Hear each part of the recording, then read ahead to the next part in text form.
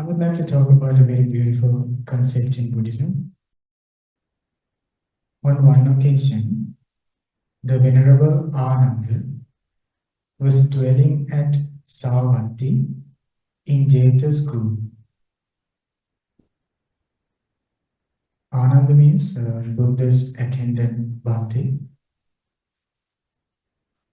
So they were living in a place called Jetha's group. And that Jetha's group, the temple, was located in a certain park called Ānandasutta Park. Then in the morning, the Venerable Ānanda, dressed and taking bowl and robe, entered Savatthi, the city, for alms round. Nowadays, the Savatthi is Varanasi. With the Venerable Vangisa as his companion. Vangisa means a very newly ordained monk. So he's not really good at meditations. Now on that occasion, dissatisfaction about the holy life had arisen in the Venerable Vangisa. Lust had infested his mind. He saw something which brings him lust. Then the Venerable Vangisa addressed the Venerable Ānanda, the elder, and said, "I'm burning with sensual lust. My mind is engulfed," which means covered with the fire, engulfed by fire. "Please tell me how to extinguish it out of compassion, O Ānanda." One thing he said, "So I saw something which brings me lust. Now my mind is burning. Please tell me a way to extinguish that. I don't want to be burned."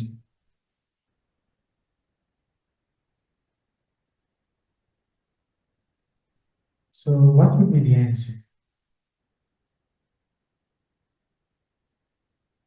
If I was there, look, it's impermanent.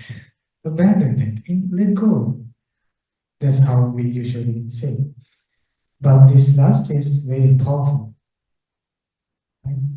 It's another version of greed.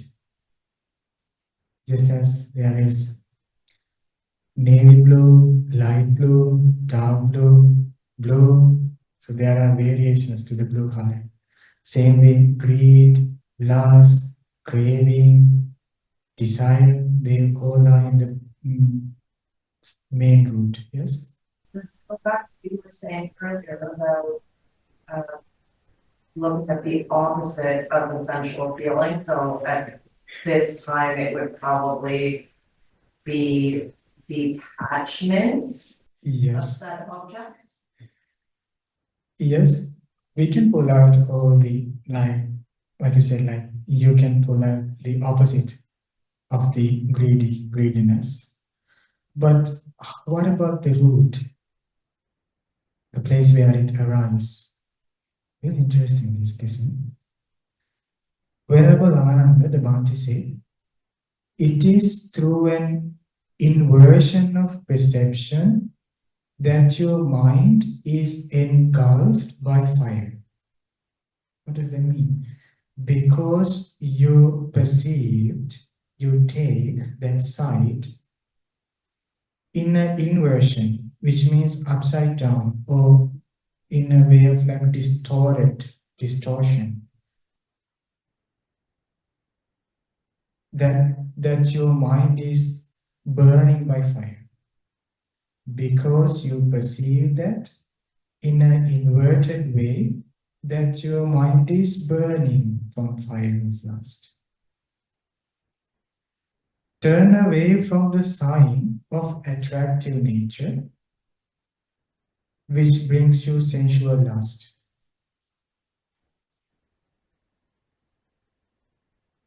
So, what is perception?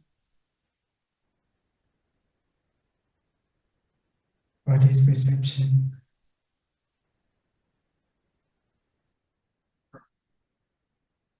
No. I mean, what is the meaning of perceiving?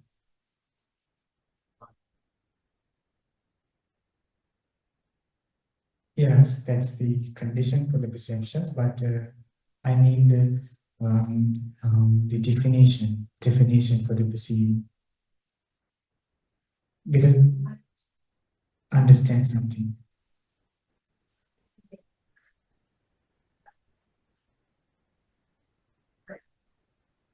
Yeah, that's the nature of the perception. That's how the perception is. But here, the perceiving means that we have a mental activity that we single out things, like we differentiate things and we identify things. That is called perception. Like we perceive sight, we perceive sound, we perceive smell, we perceive taste, we perceive touch. These are our perceptions, the way that we absorb things in the outside and store in our mind. That is called perception. The perception is the mental activity that we know that this is red, this is blue, this is white, this is green, this is my house, this is my car, this is my smartphone, this is my clothes, this is my room. So that is the activity of the perception. We separate every other things from our things by the help of the perception. Does that make sense to everyone? Yes? Yeah? Ānandasutta. Yeah.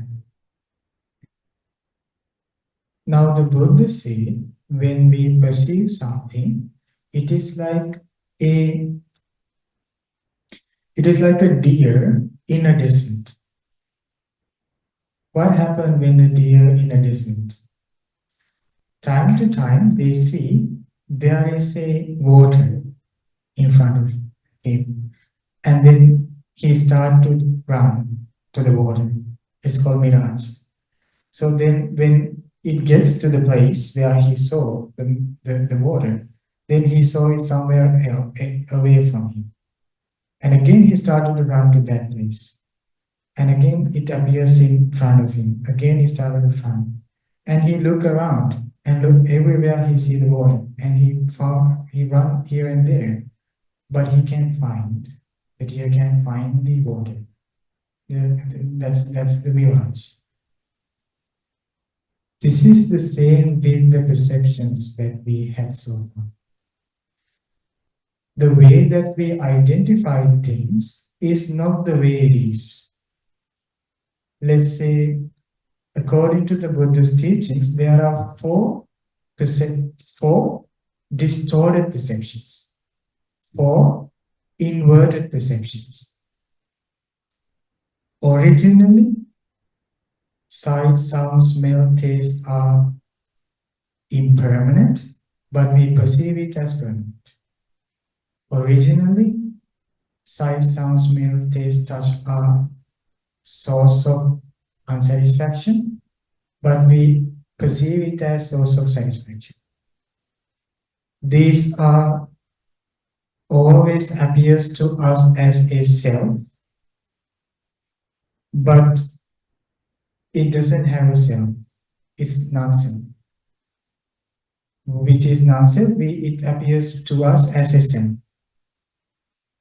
And the last perception is that the sight, sound, smell, taste, touch are unattractive, but it appears to us as attractive. This is called the inverted perception. But how this happens? When we look at the sight, we grasp its color and the shape. That is what enters to our eye. When it enters to the mind, which is already ignorant, doesn't know the true nature, the things as they really are, so that ignorance infects the sign. And then we think about that sign, and it turns into our views, the way that we see the world, and we generate lust. But originally, the thing that we have lust is not something to have lust. So we see another person or a body as attractive, but when though that we grasp that body as attractive, originally the body is not attractive. But when it enters to our system, so our mind turn it to an inversion. So that mind will create to our views or our thoughts into a distortion. So we start by thinking according to the sight that we just had. But originally, the things that we perceive is not permanent. Source of happiness is not self, or is not source, is not attractive. What if somebody take a hair and put under a microscope and then zoom it? Is there still the attractive nature? Okay, somebody is eating the most delicious food. Okay. So in the middle of the food, so we touch to the tongue, a kind of something like hair. Maybe it's not hair, that's the perception. It's not, maybe it's not reality, but it teaches us like, oh, you have a hair. So then we think, oh, it's hair, oh, so disgusting. So we remove the food. And then we see it, it's not a hair. It might be not a hair, but we have a kind of disgusting feeling to hair. What if put a hair to fire? What is the smell? Yeah, it's not much attractive. And when we cut our nails, so do we keep it with us forever? No, we remove it. What if we put our part of the skin under a microscope? So, well, you don't need to do that. I mean, like, so it's not that much of attractive, right? You'll see like layers of things combined together to the skin. So, Buddha said, same with the tooth, flesh, blood, sweat, tears,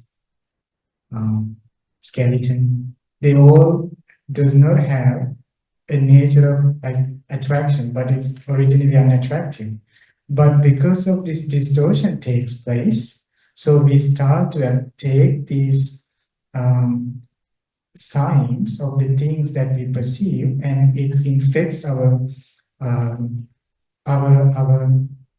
it infects our mind from the ignorance. It turns into a greed or lust.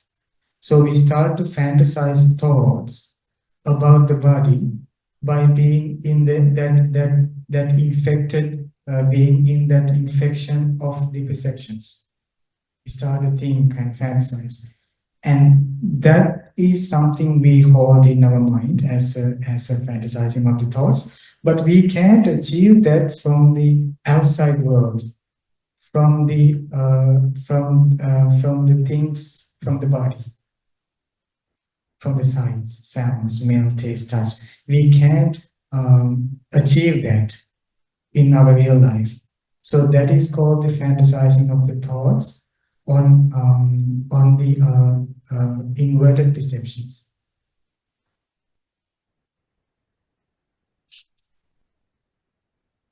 You understand that? That makes sense? Now, what is the answer? Okay, now I'll ask you.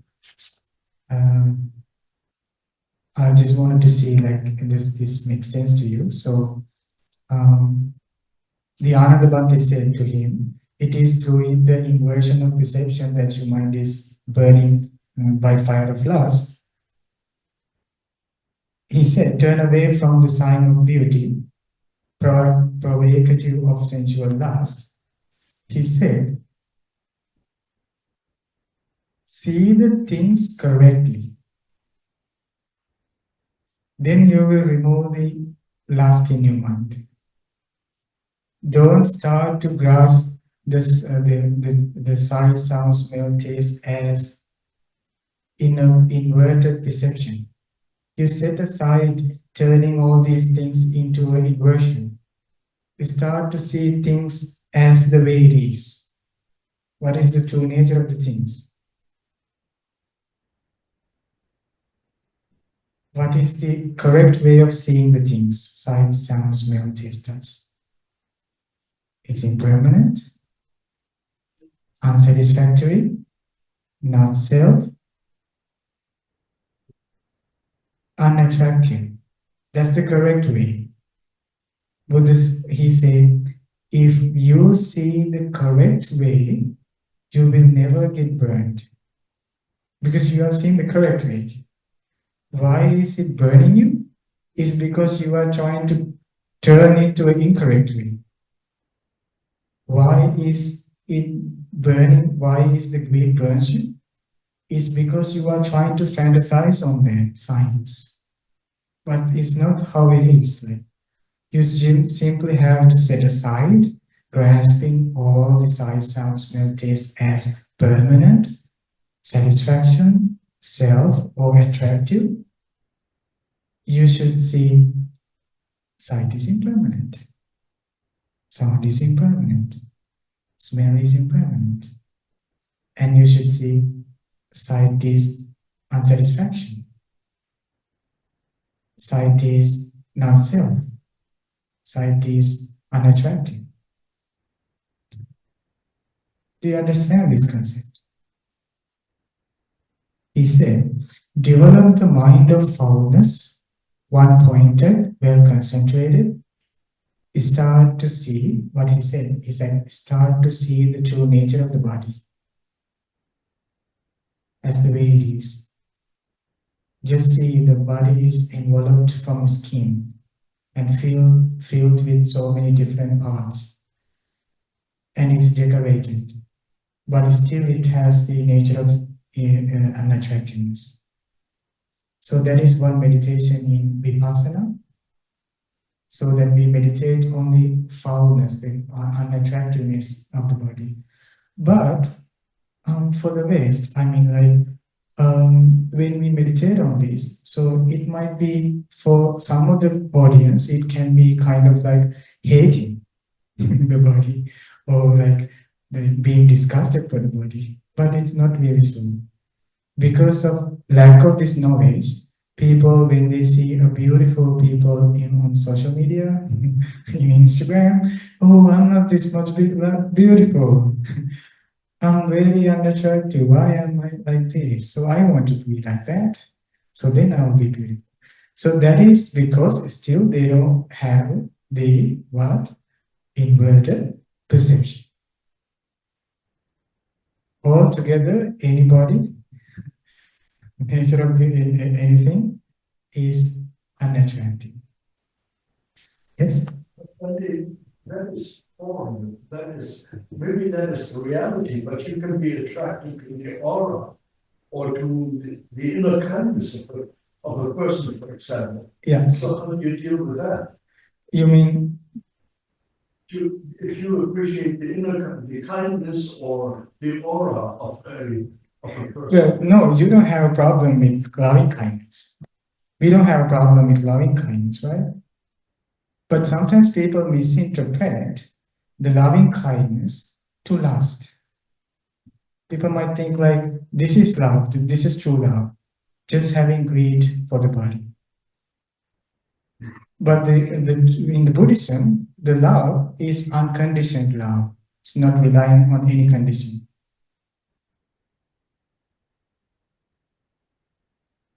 Shall we talk about the love or this meditation? Because I remember another sutta about this, about the unconditional love.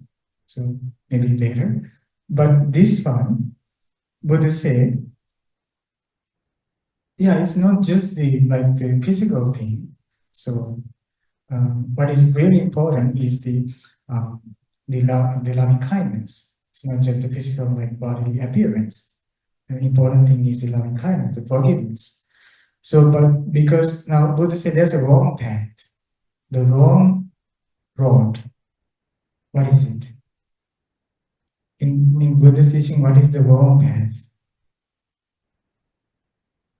It is called lust. It's a wrong way of seeing the body. If somebody go in a wrong path, they can be lost. So this is what happened to the entire population, you know, like in a wrong kind of like a lost path. It's not wrong, it's a like lost path.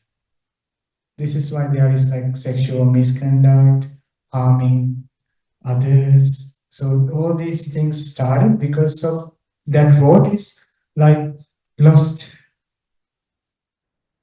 Because that is the inverted perception. That's not how it is. When one starts to let go, that grasping of the perceptions distorted way, if they start to see real nature of the body, they can remove all the lust from the mind. But that only happens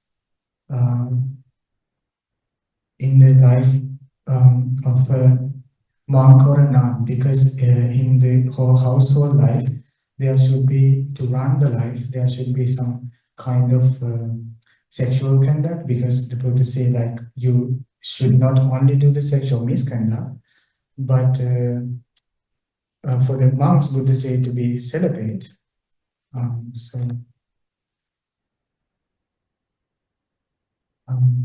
So then develop. So time to time we need to neutralize these lustful thoughts so that we can experience so much balance and peace in our heart.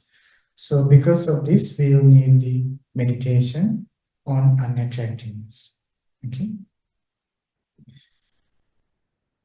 How to do that? Develop the mind on foulness, one-pointed, well-concentrated. Apply your mindfulness to the body and try to see the things as they really are in the body. I have something to share with you this afternoon.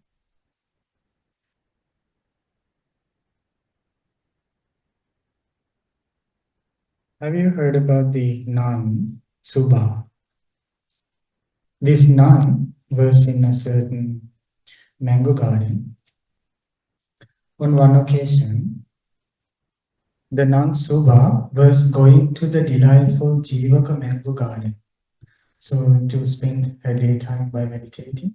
So she went to a mango garden.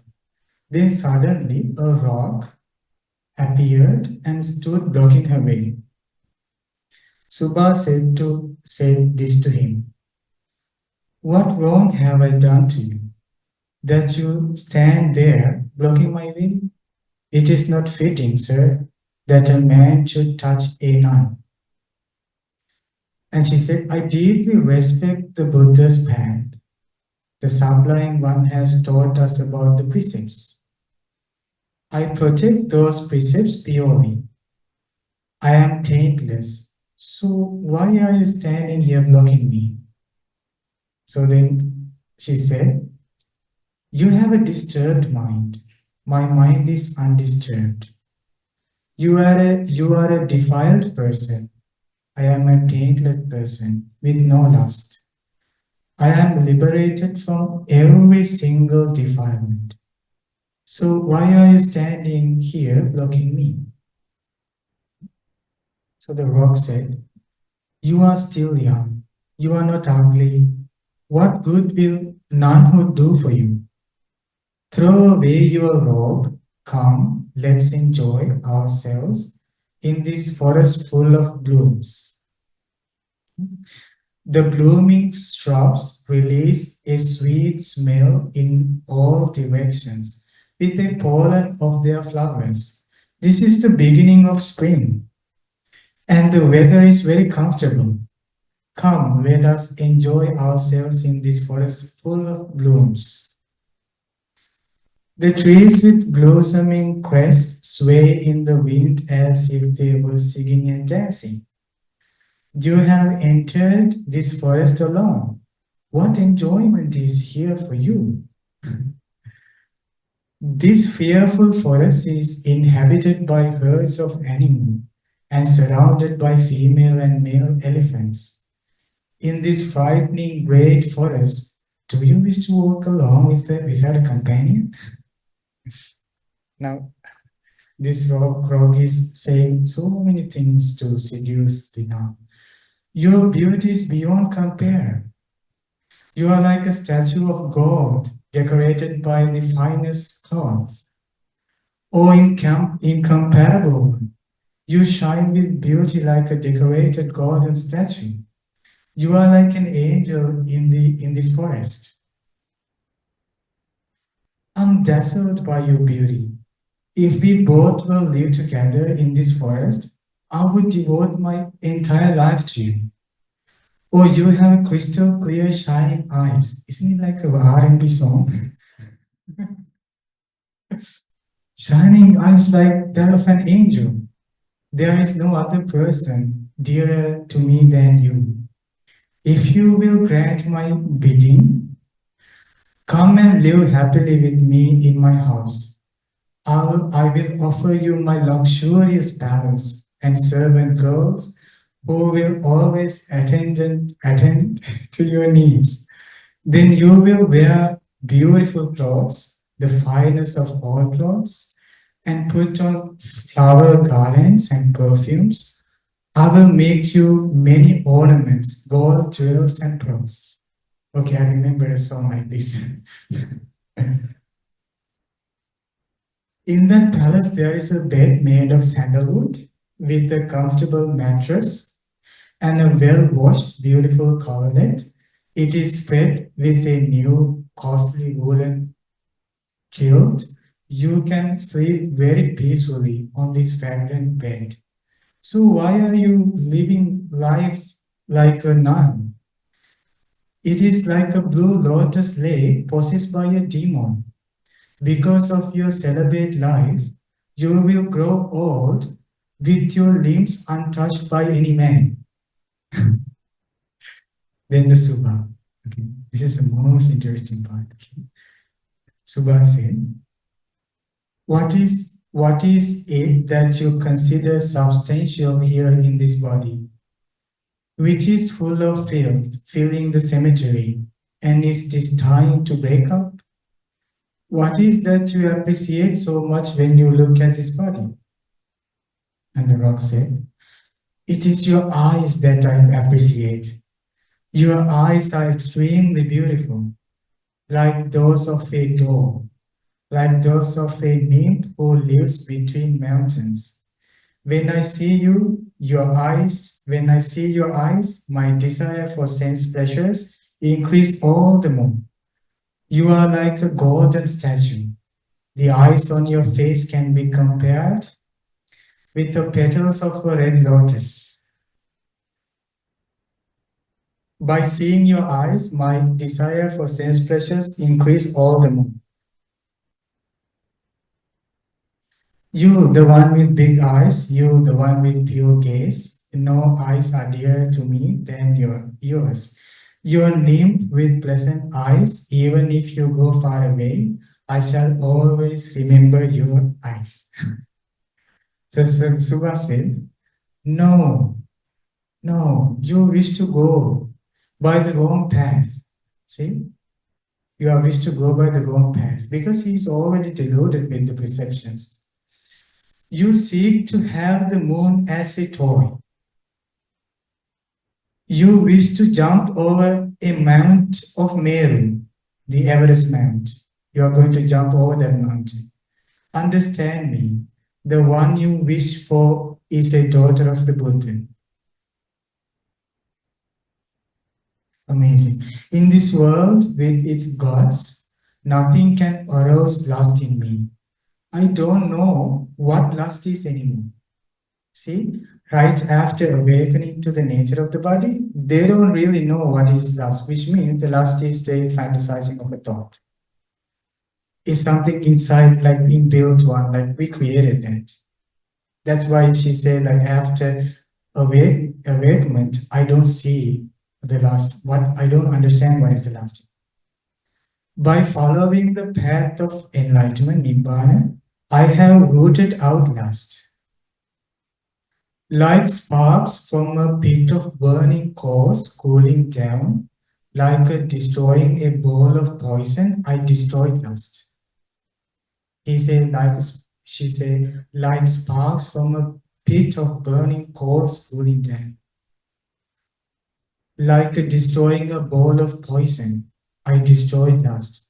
By following the path of Nibbana, I have rooted out lust. You may seduce a woman who is not insightful or who hasn't seen the Buddha through the Dhamma, but not me. You bother me, as I have realized the true nature of the life. Whether I'm insulted or praised, in both happiness and unhappiness, my mindfulness is well established.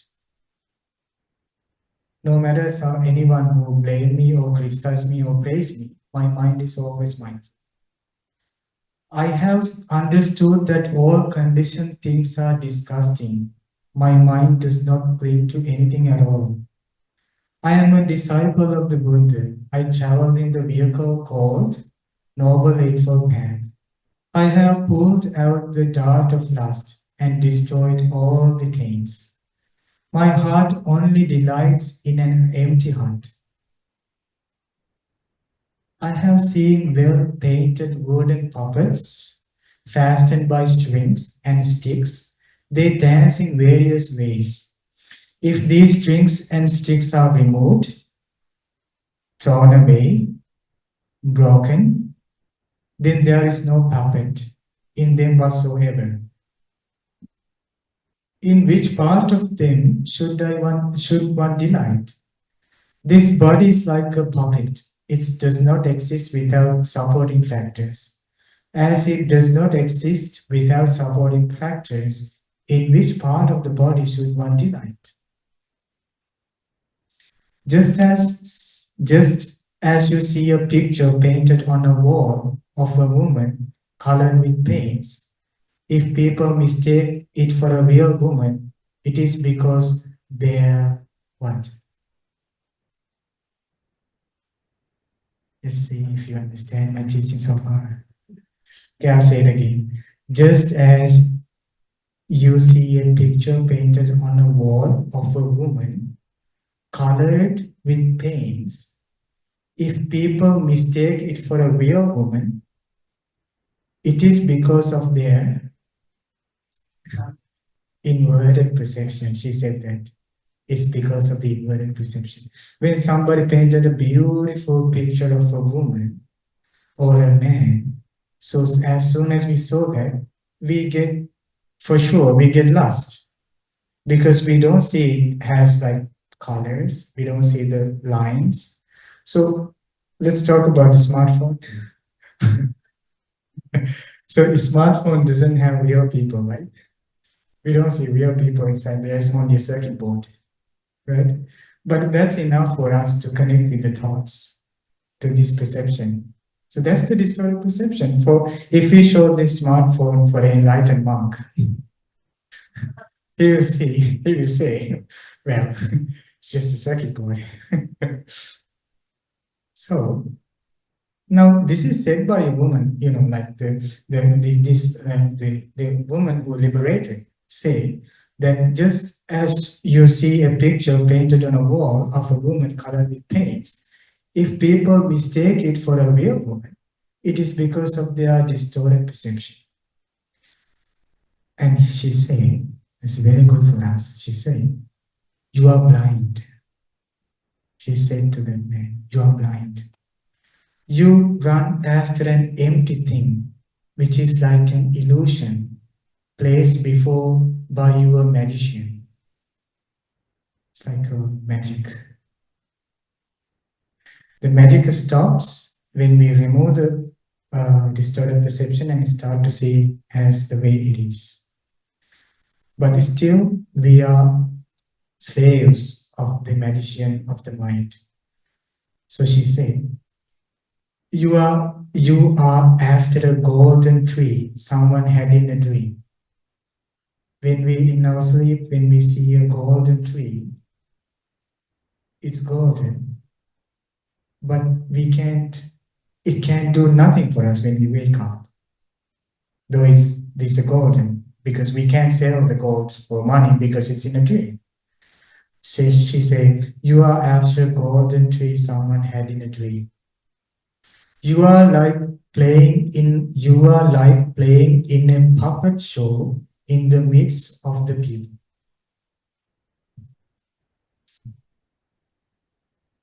You'll never say such a thing again, for sure. These eyes are like, no, she said, these eyes are like little balls set in a hollow groove with a bubble in the middle, smeared with tears. Inside these grooves, there are eye secretions, various sorts of tendons, and flesh rolled into bones. The good-looking lady Subha was not attached to her eyes. With an unattached mind, Subha suddenly tore out one of her eyes. She said, come, take this eye for yourself. And straight away, she gave it to the man. This is your eye, take it. Now what happened to the fantasizing of the thoughts of the rock? Now he's seeing the true nature. Instantly, the rock's lust ceased, and he begged her pardon.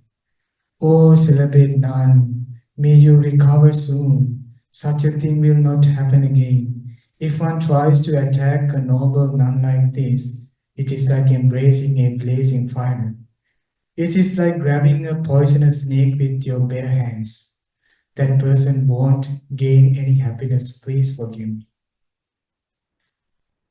The nun was freed from the rock and went to the excellent Buddha. The very instant she saw the one with the great marks, excellent merit, the Buddha, her eyes was restored to its former condition. These verses were said by the Arahant Nansubha, who dwelled in the Jivakambavanikātherīgāthā.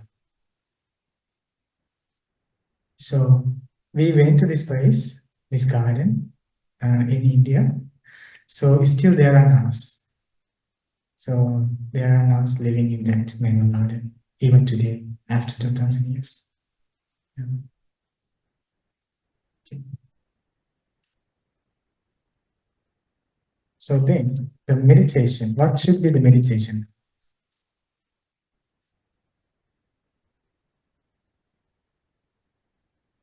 Seeing the true nature, the real nature of the body.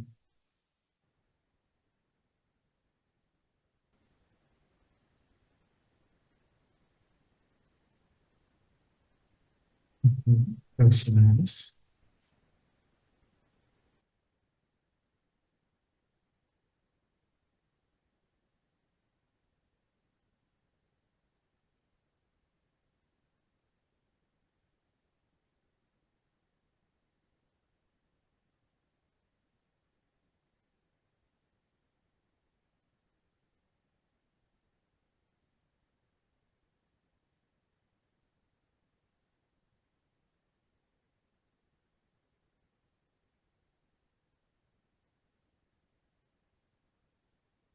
In this body,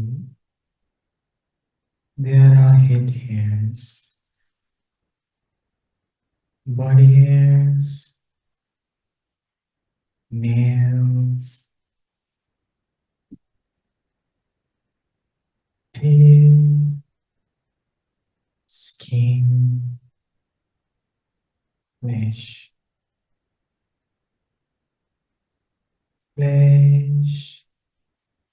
skin, nails, tail, body hair, head hair.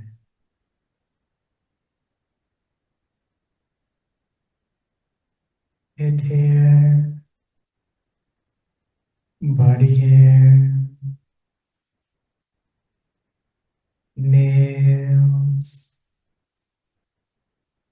Thig skin, flesh.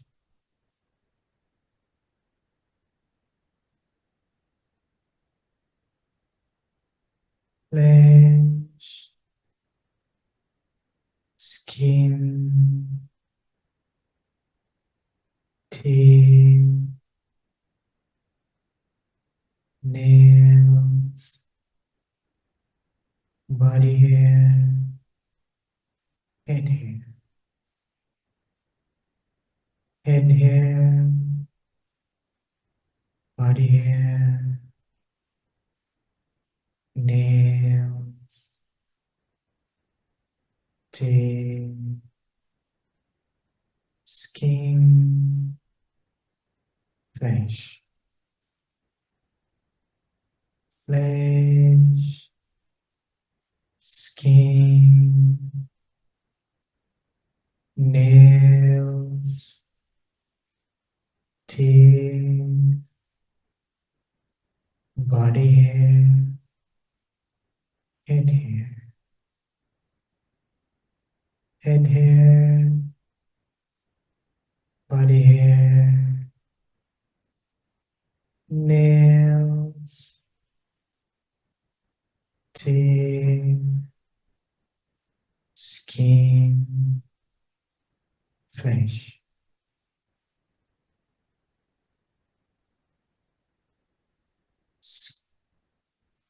Flesh, skin,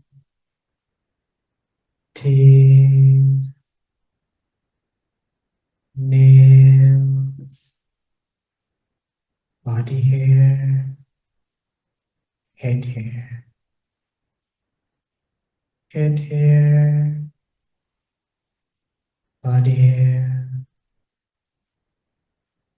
nails, teeth, skin, flesh, flesh, skin, teeth, nails, body hair, head hair, head hair, body hair, nails, teeth, skin, flesh.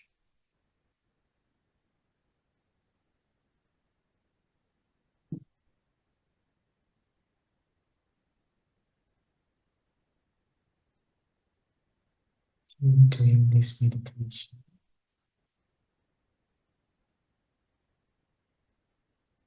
from head hair to flesh,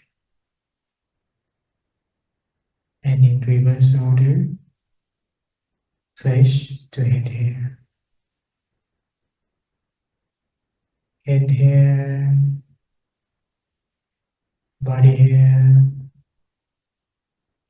nails, teeth, skin,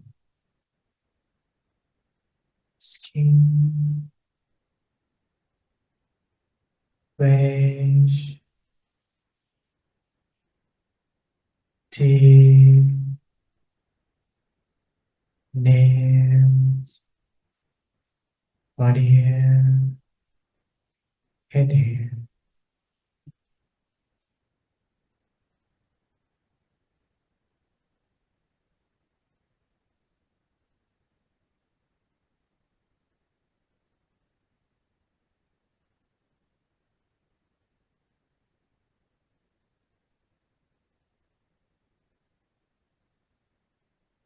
You focusing to these parts in your body and simply know that this is my head hair, this is my body hair, this is my nail, This is my teeth. This is my skin. This is my flesh.